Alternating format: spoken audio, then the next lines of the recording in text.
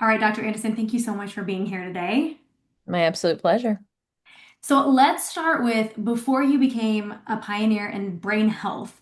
I'm guessing there's a human story that got you here. So can you share a moment or a season perhaps in your life that really lit the fire for the work that you're doing now? So I've always loved people's stories. They were always to me like the literary versions of what was going on with people was like the next chapter in my favorite book, right? And so people's stories to me always sort of there's a reason behind it. We just may not be able to see it until the next chapter or until five chapters down or halfway through the book. And that in combination with me being a very visual person, and so I can check people's sort of micro expressions and cues and behavioral patterns and things of that nature. Before I was interested in psychiatry, I was actually interested in pathology. So it's a very visual profession, right? But Uh-huh. I didn't want to be locked in a basement looking at slides all day. When I had this opportunity, I was already a practicing psychiatrist. I want to say for about 6 or 7 years when PrTMS came about, came across my desk because one of my patients who allows me to share her story after I, remove all identifiers, but she was a stay-at-home mom for two autistic kiddos, and she was always on the lookout for the latest, greatest treatment and to see if there was something that would help them. And she would come to my office one month and say, I'm going to try chiropractic. And then next month, I'm going to try naturopathy. And I'm going to try removing all red dyes and gluten and dairy and soy and all the things. And I get it, Mama. There's nothing for those kiddos that are, suffering with this. And so one month she comes to me and she says, have you ever heard of PRTMS? And I said, I've heard of TMS, which is transcranial magnetic stimulation, but I've never heard of PRTMS. And she said, there's this gentleman in San Diego who's created a way to pair an EEG with a TMS machine to more target the specific areas of the brain that are asleep in folks who are autistic, in folks who are depressed, in folks who have PTSD, and folks who have bipolar. And she suffered from bipolar herself. And so she said, okay, well, I'm going to move my entire family to Indiana, his closest satellite location, and see you in 6 weeks. I'm like, good luck, God bless. I mean, what am I supposed to say to that? So I don't know. 8 weeks later, she comes back, and the whole family has been treated. And her husband, who is a footballer in high school and college, now lots of concussions, no more headaches, sleeping through the night. She is now off she's on like less than half of the medications that she was on when she left, and she's sleeping through the night. Her mood is improved. Her autistic kiddo, who looked like a prize fighter walking across flat ground, now was riding a bike. And her other autistic kiddo, who was barely verbal, now wouldn't shut up. I'm like, who the hell is this guy? I have got to meet him.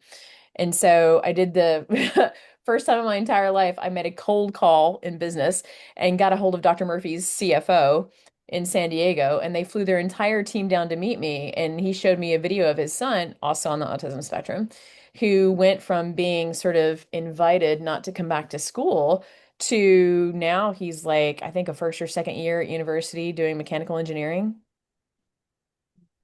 Stop. I'm like, these are not micro expressions that we're having. No, these are like, Okay. holy crap, what is going on here? This is like, Yeah. yeah, is really exciting.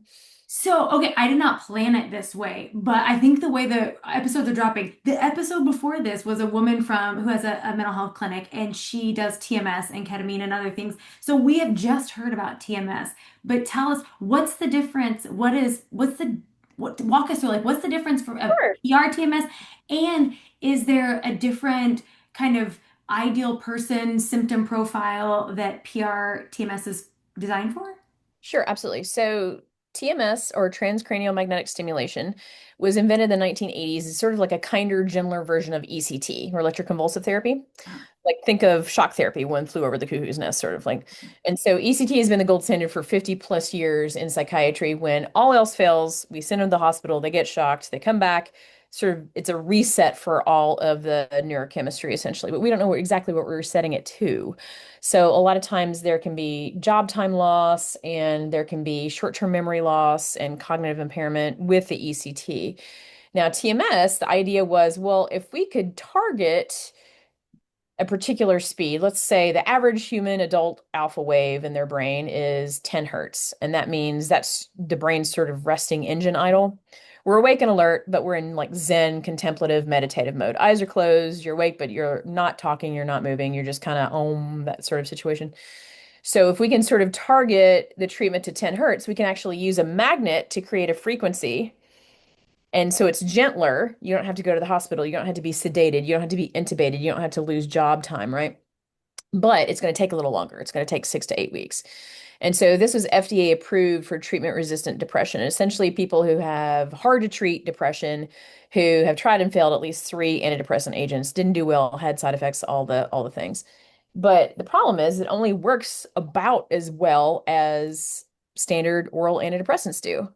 And it's about a third of the time, which is numbers kind of depressing in and of itself, right? Um, Like, speaking of depression, yeah. right, yeah, exactly. But PRTMS was developed by Dr. Kevin Murphy out in San Diego.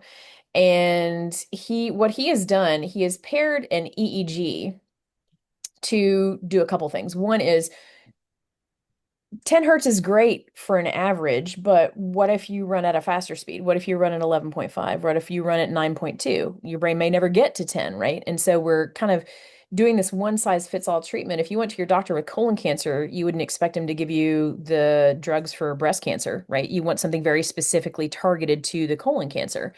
And in the same way, I can look and act depressed. I can look and act like I don't have concentration and don't have great decision-making skills, but I may have had a motor vehicle accident. So maybe the front part of my brain is going slower than the back part of my brain.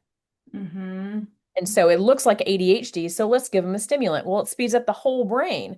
The front part of the brain is like, yes, I can think again. And the back part of the brain is like, what the hell are you doing? We were going fast enough as it was. Right.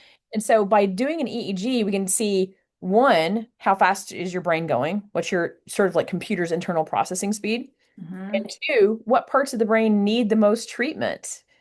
You may not need global treatment. You may need treatment specifically designed for your inherent alpha wave. If I'm solid at a 10.5, make me solid all the way through from back to front at 10.5. And that way we're sort of like tuning an instrument, right? You're tuning your brain. It doesn't matter if you have ADHD. It doesn't matter if you have PTSD. It doesn't matter if you have depression. It doesn't matter if you have autism. It doesn't matter if you've had a concussion. It's tuning the whole thing. So all the noise falls away and the alpha wave is just solid. And Well, so with PRTMS, with standard TMS, it's FDA approved for migraines, OCD, and treatment-resistant depression. With PRTMS, you can treat that plus ADHD, helping in stroke recovery, helping with folks who have mild autism, who need some of that speech and interaction, that personal interaction, helping with folks who've had concussion, where previously we just said, oh, sit out in a dark room and don't play video games and avoid screens and bright lights. We can't do that forever. That's not the world we live in. mhm. And so instead, we can speed up those slow parts of the brain to get them to come closer to where your healthy alpha wave is. Yeah, I get, do we all just need this? Like, should we all? Yes, absolutely. So I'm like, we look could at you this. calibrate my brain? This sounds like a great idea.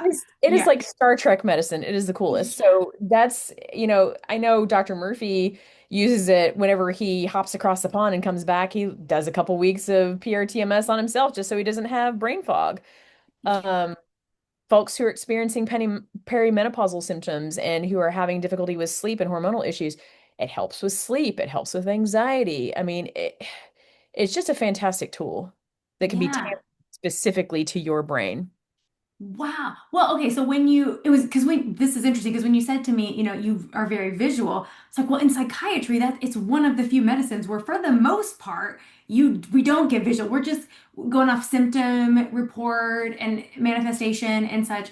And so this has the unique add-on of the EEG, and my brain is like, well, why isn't that should that be standard? Like, shouldn't we all be Yeah, I'm hoping eventually, like Dr. Murphy hopes that it becomes sort of like a brain vital sign, right? Because we can right, take actually my blood pressure, measure my brain. What do you mean? Just that's what exactly we because do. we can Checkup. see a baseline in people Yeah, and we can see, oh, well, you know what? Your family, you've had a history of Alzheimer's and your speed is getting on a little on the slow side, so why don't we try to move it towards the faster end? can help with that. It's Yeah. I'm like, it can solve every world problem. Great. Got it. Just I would get I Get a wouldn't, hookup for everyone. I was about to say a helmet. I have no idea. Is it the I same? wouldn't go that far. I wouldn't go that far. Too But far? I have to Just tell you not one size fits all? Uh-huh. what's really fascinating to me is so I've been in practice for a total of 16 years this as of this past May. And without fail, 90% of my folks who I'd labeled as treatment resistant depression, I just like, you know what, just for fun, let's get you on an EEG. I just freebie. I just want to see what this looks like. I want to see what your brain looks like. Is there something else going on outside the depression that we're just not hitting? 9 times out of 10, they had a concussion they weren't aware of. Oh, yeah, there was that time in cheerleading camp, they flipped me up and I accidentally landed on the concrete instead of the grass. Or, oh, there was that time I was tackled by a football player, or that time I had a motor vehicle accident. I totally forgot about that. Yeah. Your brain didn't. My brain didn't. I did. Doctor, I had a head concussion. No one will be surprised after hearing this. Like I had one. Well, I don't know if they told me I had a concussion. I was in an accident and they hit the I don't know, the left side of my brain, the left side of my head, and I couldn't hold on to consciousness. And now I'm like, well, this explains a lot since May 7th of 2005 of why I am the way that I am. Clearly, we're not ticking Yeah, we're not abs- calibrating equally across my hemispheres.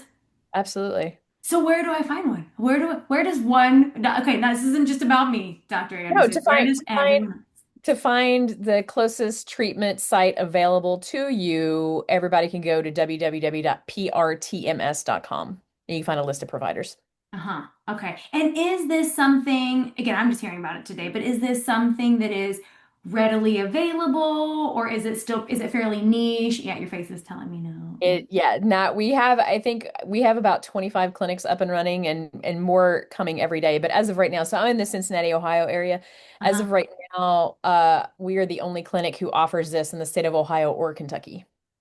Oh. There are two groups that offer it in Indiana. I think one in Tennessee, one in Atlanta. I know a couple up northeast. But yeah, look on www.prtms.com and you can find the closest treatment site available.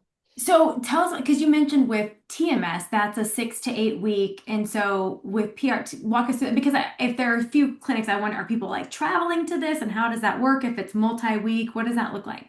Right. So with PRTMS, if it's a singular problem, like just depression or just anxiety or just PTSD, it usually is about a 6 to 8 week run. So daily, Monday through Friday for about 30 minutes. I expect to be here an extra like 45 minutes or a total of an hour on the days that you receive a repeat EEG, because we'll do it initially when we first see you, and then we'll repeat it on the every week Hmm. to make sure that we're changing the protocol accurately. And your brain is plastic enough where it can make changes that quickly. Yeah. Like I tell people it's sort of like when you have a concussion or three on board, it's like Yeah. swimming with weights on. Mm, And as you let go of the weights, you might actually swim a little faster. And so yeah. there are a lot of groups out there that are like, oh, we'll do a baseline EEG and kind of get your brain frequency. Well, it's not inherent and it changes. And so if you are healing, your brain could actually go faster instead of being locked into that one position, right? It's not going to change by a factor of three or anything, but you might move from a 10.2 to a 10.5 or a 9.5 to a 9.8 over the course of several weeks of treatment. We want to make sure that we're optimizing how fast your brain is going, because the faster you go, the less likely you are to develop a dementing illness. Okay. Okay. So forgive my ignorance. No, please. A brain EEG, is this something I just be like, hey, doctor, hi, random, whoever, like, could you hook me up? Is this something you can just ask for? No. Not typically. So Freaking when medicine. Come folks on. usually, yeah, absolutely. When folks usually do an EEG, it's usually wired and gelled in the hospital, usually booked out weeks to months in advance. It usually takes a couple hours. We actually have a wireless headset that has all the same protocols and same sites that a regular wired and gelled EEG does, but we can do it in office and very quickly. And Dr. Murphy's software sort of, for lack of a better term, compresses the data to kind of see it in Mhm. one window to see what it looks like and what your brain is doing over time and what each of the parts of the brain are doing and where you might have difficulty in some areas versus another. And actually, those patterns that emerge are very diagnostic of certain disease processes. And so you can see, oh, you thought you were coming in just for depression, but you actually have an old healing concussion, or maybe you have a sleep apnea pattern or a PTSD pattern or a concussion pattern or whatever. It's fascinating to see. Yeah, and is this something that, including all this, the PRTMS, is that something that is covered by insurance or people paying out of So pocket? insurance typically will play ball if you carry a diagnosis of treatment-resistant depression and have tried and failed at least three antidepressant agents. Mhm. Outside of that, typically it's self-pay, Okay. unfortunately. Yeah. So if there are Can we multiple talk about price? Is that something we can do just amongst us girls and all the Oh, listeners? no, totally, Yeah. totally. Most TMS clinics are priced at between anywhere, depending on the location in the United States, anywhere between 200 to 350 per visit. Mhm. And usually if you buy a package of visits, it's cheaper. But you're looking at daily visits for probably 6 to 8 weeks. Hmm. And So the EEG, that's included? Or that's yes, extra? well, at our clinic is included. Yeah. Yeah, yeah, yeah, Okay. Just yeah. listen, I'm just like everyone, I just feel like people listening are gonna be like, where, like, I'm gonna need, especially if you've been, if you, especially if you have anything that's treatment resistant or you've been dealing with something for a long time, people are like, Absolutely. take my wallet. Like, if there's something that can actually, right? Like, if there's Actually something. help. Yeah, for sure. Yeah, for Yeah. sure. Okay, fascinating. Okay, so does this tie in? Because I know that you're all about helping people live with sharper minds, freer hearts is something that I have read about you. So tell me what that means for you, what it means for you personally, professionally, how obviously I'm picking up on the sharper mind, but tell me where I'm like, I just need an EEG and a little, just little TMS magnetization. I'll make up words and then my brain will work even better and I won't have glitches like that happen because we'll be firing in all cylinders, doc. Yeah. But where, so that's the sharper mind part, I assume. Where's the freer hearts fit in? So we offer our standard therapy and medication management. We also offer IV ketamine infusions and intranasal Spravato offering. And so we sort of in our area, we sort of look at ourselves like the St. Jude's of mental health. When all else has failed, they come to us. And Oh, so a lot of times, treatment resistant depression and PTSD is sort of our bread and butter. And so we see a lot of victims of war. We see a lot of sexual assault victims. We see a lot of victims of domestic violence. And so to know that like nothing else has worked and to offer hope when everything else has failed, that's kind mm. of where our niche. Yeah. How did you, so is that, I mean, you mentioned sort of how you learned about the PRTMS and that came to you. Where, what about the rest? Because again, I don't know if this is just coincidence that the last clinician that I spoke with, also it was ketamine infusions and Spravato and TMS. Is this the direction that is kind of commonplace now in the outpatient mental health world, or? I really think so, partially because, everything that we have offered, all of the oral antidepressants, maybe work a third to half the time. Mhm. And like you said, without a visualization of what's going on in the brain, I can try to match up your symptoms to what the medications do, but outside of that, it's kind of like throwing spaghetti up on a wall. And Yeah. everybody's all excited about the gene site test, which is cool and all if you've had side effects, but this doesn't say what's going to work for you. It only gives you a list of the things that are least likely to cause you side effects. So we still, up until very recently, didn't have a good direction.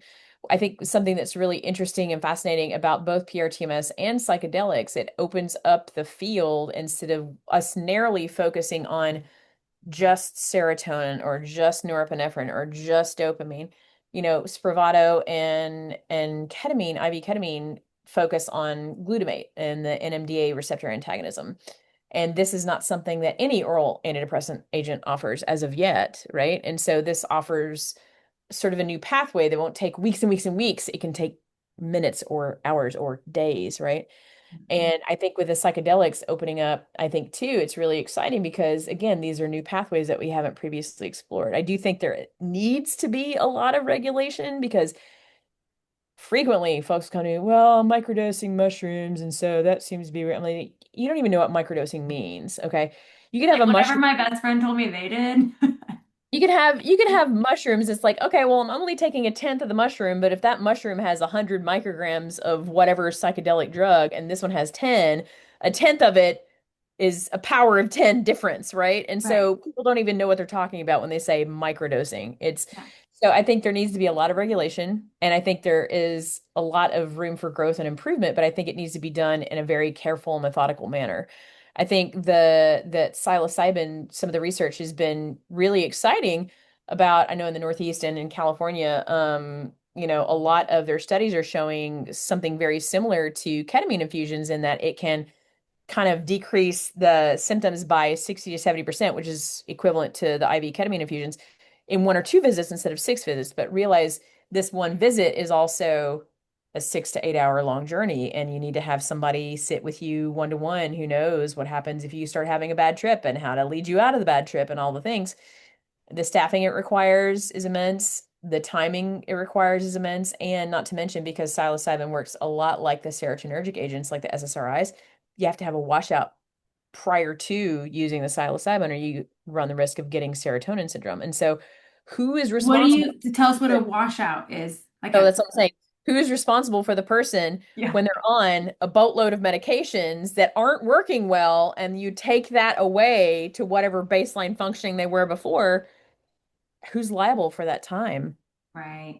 washing out when nothing's working on the hope that it might work for them? So that's where we get into kind of some scary territory, I think, with some of the Uh-huh. psychedelics. And so is this like what's coming to my okay, clear. Everyone listening is like on my functional medicine journey with me apparently. But one of the things when she, like did all this, blood work stuff, and now I'm like, listen, how much thousands of dollars we pay on blood work? And I was like, I just want to hook a machine up to my brain now. Tell me where to, yeah, anyway, take my money. But there was a part where she was like, come and like get hooked up to an IV to like flush out all of the, the terrible vitamins, these subpar vitamins that you've been on. Flush that out before you start. Okay, we won't question that. I'm just for the analogy of it, but I see your skepticism, doctor. But for just the analogy, is that what you mean by the washout part? Is it this like, let's get all of the medication, everything has to come out before you like come in? Is that what you mean by the washout? Yeah, so frequently, my understanding is that a lot of the trials involving psilocybin require a washout of serotonergic drugs. So if you're on something for a migraine abortive, like anything ending in triptan, or you are on things like sertraline or Paxil or Prozac or Effexor, anything that acts on serotonin in your brain would have to be for a Yeah. few weeks. And Uh-huh. Okay. So, and to your point is now what happens? How do you ethically and like safely do that where we're how do you keep taking, those patients safe if they're already not doing well on a multitude of agents, and then take them off and wait for them to wash out in the hopes that psilocybin might work for them? That's the scary part. yeah. That's what I'm saying. We haven't really figured it all out yet. I think there's exciting things coming down the pike, but I Yeah. think we very much need regulation around it. And then with the PRTMS, so that's something that you're not having to like Nope, you you don't have to can deal be with the on chemicals whatever of you're on. uh-huh. Okay, so obviously it's amazing. Got it. Okay. So, full stop. Listen, I'm so easy to sell. I'm like, what is it's amazing. This is great. People listening, they can do their own research and like decide, go further. I got it. But tell us a little bit more about like when someone is healing or like they're especially with like brain health, how have you seen you gave us one example, the family, but like what else have you seen in terms of like the ripple effect with relationships and families or even careers or So yeah.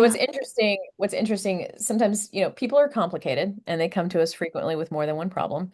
Mhm. And so, for instance, people come to us with depression and anxiety, and their depression starts improving and their anxiety gets worse. And I tell people it's sort of like triage, right? If you go into the ER after a motor vehicle accident and you're bleeding out from an artery getting nicked, and you also have a broken arm, we're going to fix the artery first because it's going to kill you quicker, right? And Right. so once the artery is fixed and you're not bleeding out anymore, you're like, oh crap, my arm hurts, because your Uh-huh. brain has space for that now. Gotcha. And Uh-huh. so it's almost like your brain only has space for so much stress and Mm-hmm. so much toxic negative self-talk that, well, the Mm-hmm. depression's going away. Now we're worried about what's happening in the future, and worry what's happening about politically, and worry what's happening about our job, and what's happening with our spouse, and what's happening with our kids, and what's happening at school, and what's happening at work. And Yeah. so it ramps up too. And so it's sort of fun to see, to tell people, no, it's not the treatment that's making the anxiety worse. It's the fact that you have mental space, that the depression is gone. Now your anxiety has space to flourish. And so this is what talk therapy and coping skills can help with. Maybe a medication tweak in the meantime while we're waiting on those things to work and pick up. But it's really fun because we've seen a young lady who was on the verge of really giving up hope, and she'd done one round of ketamine infusions and probably waited a little too long for her second round, and the second round didn't touch her depressive symptoms. And this Mm. was about the time we'd started PRTMS in our clinic, and she'd said she was really mad at me for even introducing the idea to her husband, who very much cared about her and, accompanied her to every visit.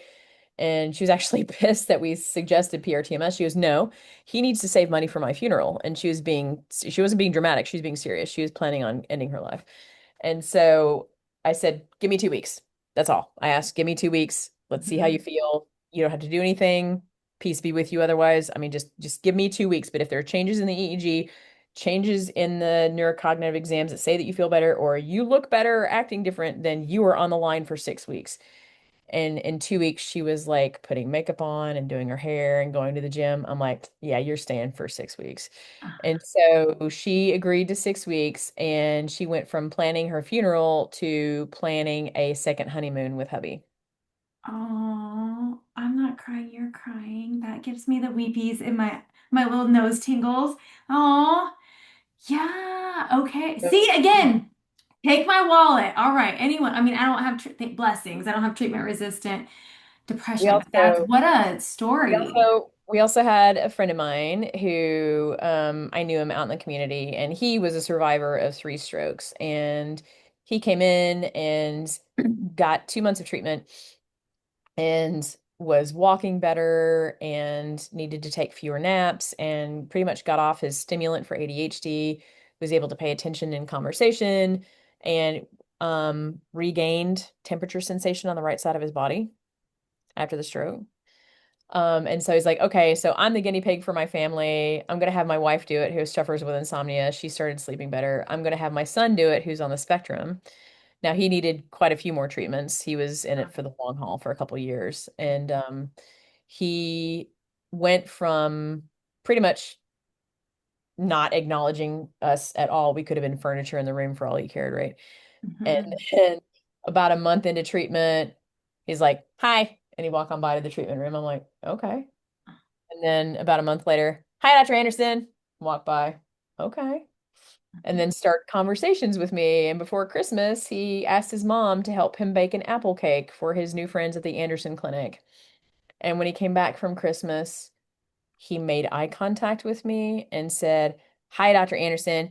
Did Santa Claus bring you everything you wanted for Christmas?" And I said, "He did. Thank you so much for asking. Did he bring everything you wanted?" And he told me all the things that he got. And he was so excited. He goes, "Okay, see you later. Bye." Stop. Yeah. This kid went from it wasn't even a conversation about whether or not he could live independently because he wasn't gonna, to now has his temps license to drive. He now is the president of his AV club. He has passed all of his state tests so he can graduate with a real diploma, not a special ed diploma. And like is absolutely life-changing for him. And he is a different human being. He is absolutely a different human being. Wild. Oh my God. Yeah, now I can imagine. Like you just want to yell this from the rooftops. Like, because it's wild. I mean, you went from talking about stroke to insomnia to autism. Like that, Partial autism, yeah. like that's so this is, I mean, it makes sense because it's our brain. So it's the thing operating all the things. So this makes sense. But that you can have the mental health aspects, the physical healing, as well as behavioral impacts. You need a punch card, like family punch card. You're like, obviously, one's gonna start, just get a punch card for everyone. Everyone's gonna be there. It was hilarious that you say that because that family, who I'm close friends with, that family has sent us 8, 9 different families. We have another young lady who also got tremendous benefit from PRTMS, to send us her friends, family members, coworkers. I think she's up to 7 people now that she's referred Starting to a us. referral program. You get the sixth one for, yeah, something that you get an extra EEG, just throw it in. Just if you need help with your business plan, Doc, I'll just, I we'll work it know out. it's been amazing. So word of mouth has been just phenomenal, actually. That's incredible. Well, so you kind of hit on this a little bit, but like with like talk therapy, so this is a piece of it. And Absolutely. then when that comes up, then other things come up. But also, I'm curious again as a life coach and somebody who's, we're working on getting unblocked to be able to, expand in more of your potential. Like, how does like what have you seen, or like what are those possibilities for how being able to think more expansively, feel more expansively, show up in the world.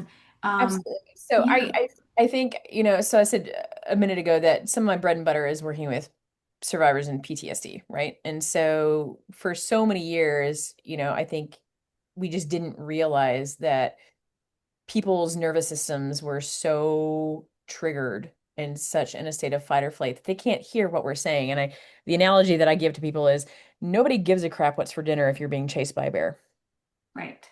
You Right. can't think even 5 minutes ahead if all you're concerned about right in this very moment is there danger? Is there not danger? Am I going to live? Am I going to die? And so if you're in that state of fight or flight, there's no way that you can make conscious frontal lobe decisions, executive functioning decisions when your amygdalas are running the show, which they're a seat of fear and rage, right? And so I think PRTMS, both PRTMS and both forms of ketamine are great in order to dial down your nervous system, Mm, calm it down.